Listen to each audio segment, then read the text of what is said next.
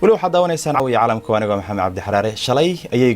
golaha amniga qaramada midoobay ka hadleen xaaladda Soomaaliya wakiilka qaramada midoobay oo qaabilsan arrimaha Soomaaliya James Swan ayaa sheegay in loo baahan yahay in saamilayda siyaasadda Soomaaliyeed ay dardar geliyaan xoojinta amniga iyo sidii doorasho nabdoon oo kalsooni loogu qaban lahaa xilligii loo asteeyay Qalib Baruud ayaa amniga iyo duruufaha siyaasadeed ee Soomaaliya ka wareystay Siciid Cabdullaahi Dani madaxweynaha Puntland waa kuwan warbixinaya waraysi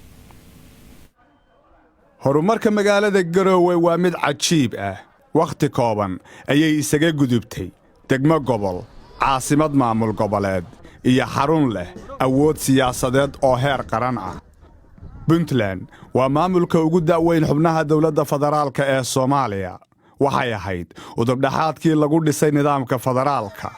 waa hooyadii federaalka sida ay sheegto madaxdeedu laakiin maanta waxay hooyo ka cabanaysaa booqasho la'aan iyo faragelin kaga imanaysa Muqdisho ismaandhaafka siyaasadeed ee fila Soomaaliya iyo Puntland waxa uu jabiyay xidhiidhkoodii qaybo ka mid ah dadka falanqeeya siyaasadda Soomaaliya ayaa aaminsan in qaab dhismeedka nidaamka Soomaaliya uu sabab u yahay maadaama uu nidaamku isweydaar iyo barbaryaac ku dhismay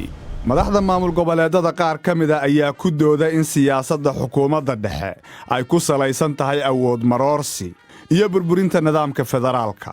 runtu waxay tahayba muranadaasi waxay dhimeen xawaarihii geedi socodka dib u dhiska Soomaaliya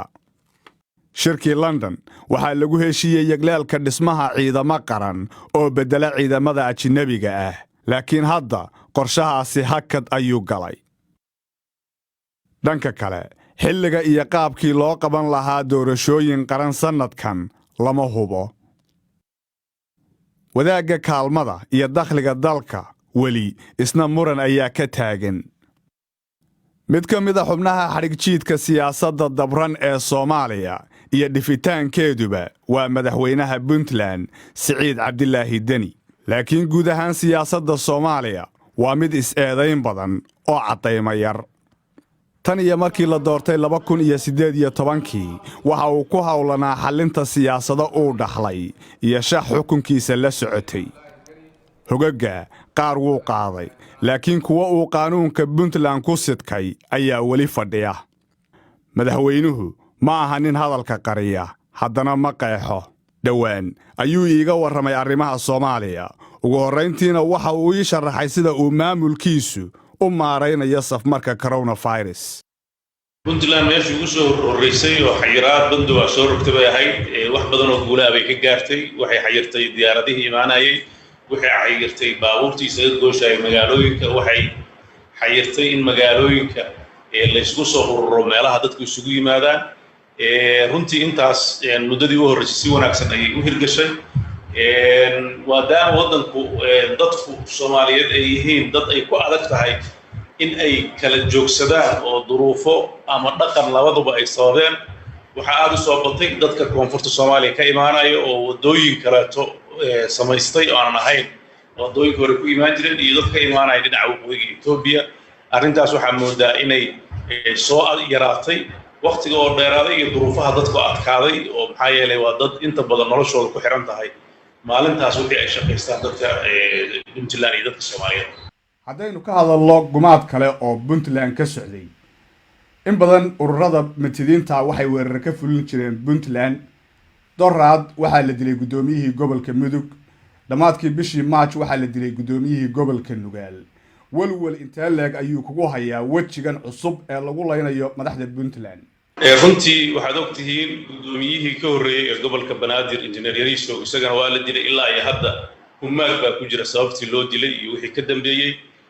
tuhun badan baa waxaan ka qabnaa in ay al-shabaab iska noqdeen dad la adeegsado oo gacmo kale iyo dana kale ay adeegsadaan sidaba horay mararka qaarkood jariidadaha caalamka iyaduna saas oo kale u sheegeen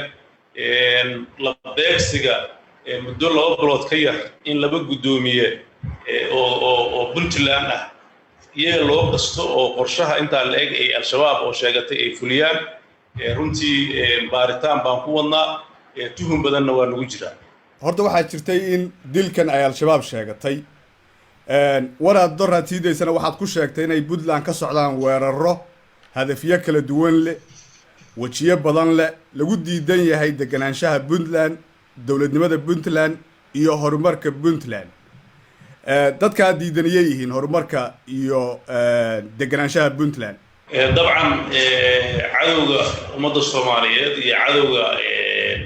Puntland waa ay badan yihiin waa noocyo badan yihiin laakiin cid kasta oo deganaanshaha iyo nabadgelyada dad degan oo nidaam iyo maamul iyo kala dambeyn leh falalka ka fududso waa cadow marka cadowgaas annaga nooma kala socno cid kasta oo cadow ah oo Puntland cadow ku ah waxaan rajaynaynaa inaan ka gungaarno ka qabadko hadallada iyadana waxaa ka mid ahaa in la rabo in la baabi'iyo nidaamka federaalka dowlad dhiska lana wiiqa kala dambeynta madaxweyne ayay yihiin dadka wiiqaya kala dambeynta iyo ama baabi'inaya nidaamka federaalka waxaa ka mid ah dowladda federaalka ayaa ka mid ah waxyaabaha ay sameynayso waxaa ka mid ah in ay hadda u soo jeesatay in ay rabto inay maamulka Puntland madaxdiisa iyo nidaamkiisa si toos ah ula xiriirin waxay isku dayaysaa inay bulshada iyo deegaanada iyo dad gaar ah ay si toos ah ula xiriirto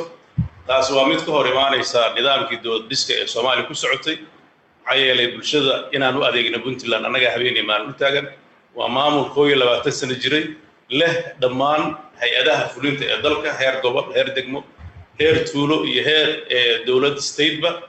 diyaarna in ah inay ummadooda adeegaan waxaana markaanti doonta ah Puntland in ay xarumaheeda ugu muhiimsan oo waliba xuduudaha marka la fiiriyo Buuhoodle marka la fiiriyo Galdogob marka la fiiriyo Baran marka la fiiriyo magaalooyinkaas oo dhan inta aanan isolationada xamar laga sameyn ayaa qaybtood sameyn waxay muujinaysay inay Puntland diyaar u ahayd inay mas'uuliyadeeda gudato laakiin habka hadda dhaqanku uu u socdo mararka qaarkood waxaan moodaa wax walba in la siyaasadeeyay madaxweyne waa eedayn culus laakiin wax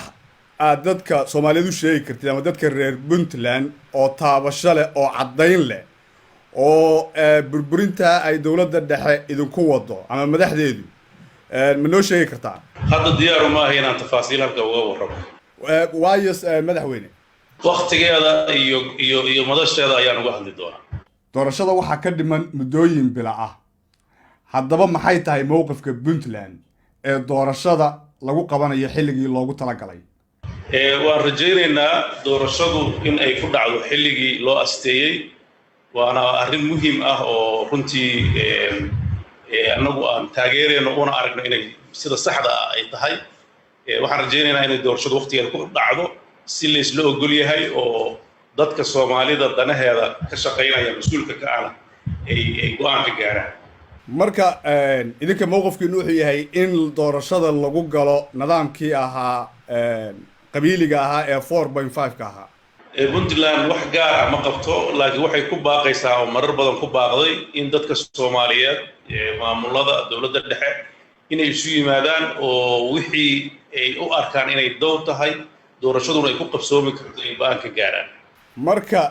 inaad heshiisaan idinku oo aad wada hadashaan ma dawladda federaalka diidan ha iyada diidan in amniga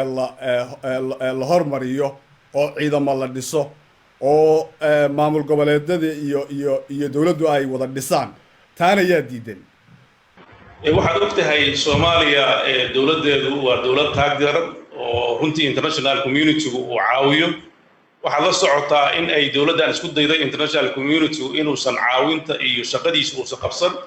waxaad ogtahay madax badan oo madaxii UN-ka u qaabilsanaa Soomaaliya haysan uu ka mid yahay in dalka laga eriyay